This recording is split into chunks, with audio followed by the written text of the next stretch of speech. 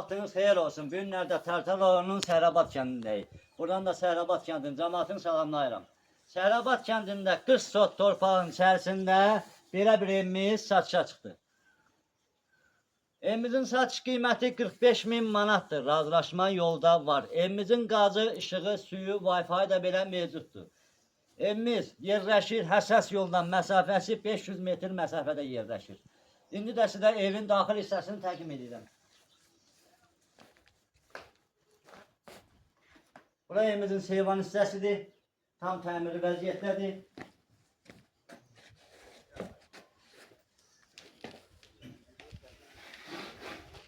Bura evimizin koridor hissəsidir. Bu hissəsində hamam və sancağı yerləşir. Orta təmirlidir.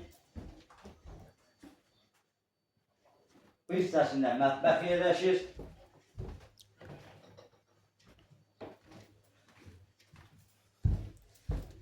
İndi də sizə evin qonaq otağını təqdim edirik.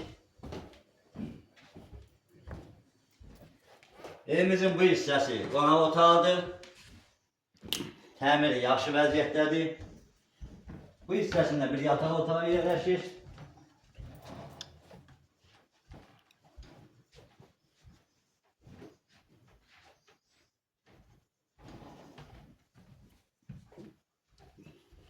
Bu hissəsində də ikinci yataq otağı yerləşir.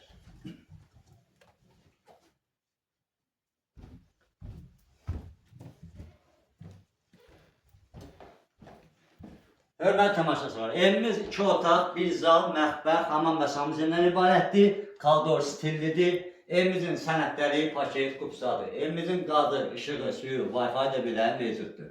Evimizin satış qiyməti 45.000 manatdır. Razılaşma yolda var. Allah alana da, satana da xeyir versin. Az sonra da evimizin həyətyanı məhəlləsi 40 sot torpağı olan həyətini təqdim edəcəyik.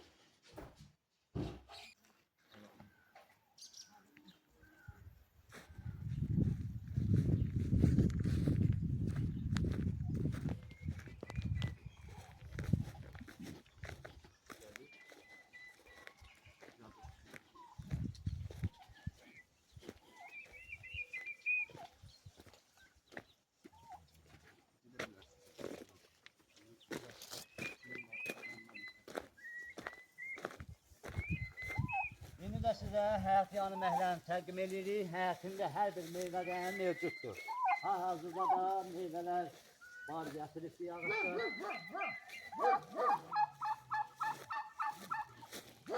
Hörmətli tamaşaçılar, bu evi alan şəxslər burada da mal, heyvan saxlaya bilər.